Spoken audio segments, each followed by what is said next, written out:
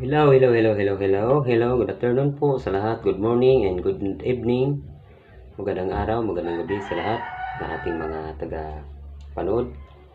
Ang ating pong talakayan ngayon mga idol ay doon sa isang nag-PM sa atin sa tanong niya, bakit kailangan daw ng isang lalaki na magsasarili.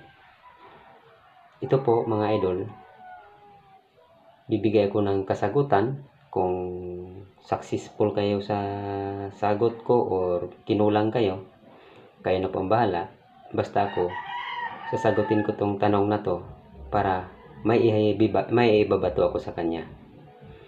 Ito po idol Ricky Morales, ito po yung sagot ko po sa yung tanong, bakit ang isang lalaki kailangan niyang galawin ang kanyang puhunan.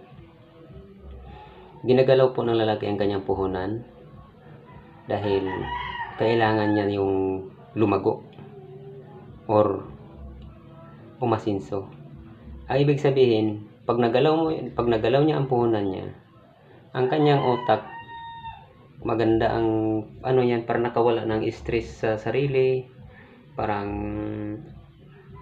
nagiging open-minded siya kasi yung puot or kanyang pagkakamiss sa kanyang girlfriend or asawa kung nasa malayong lugar, naiibsan niya sa mga bagay na yan sa ginagawa niyang paglalaro sa kanyang puhunan. Kasi yan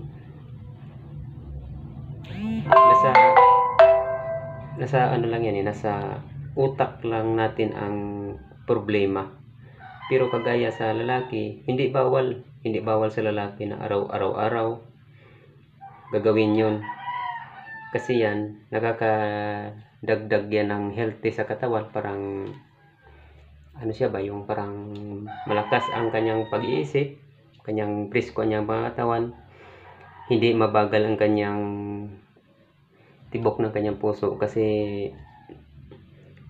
laging bago yung kung sa motor lagi siyang nagkaroon ng change oil, kahit sabihin natin na ang makina niya hindi ganong umandar. Kaya yan po yung kasagutan ko sa iyo idol. Thank you po kung sakaling nagustuhan naman aking sagot. Salamat po. Mabuhay ang lahat. Subscribe and like sa aking channel. Salamat po.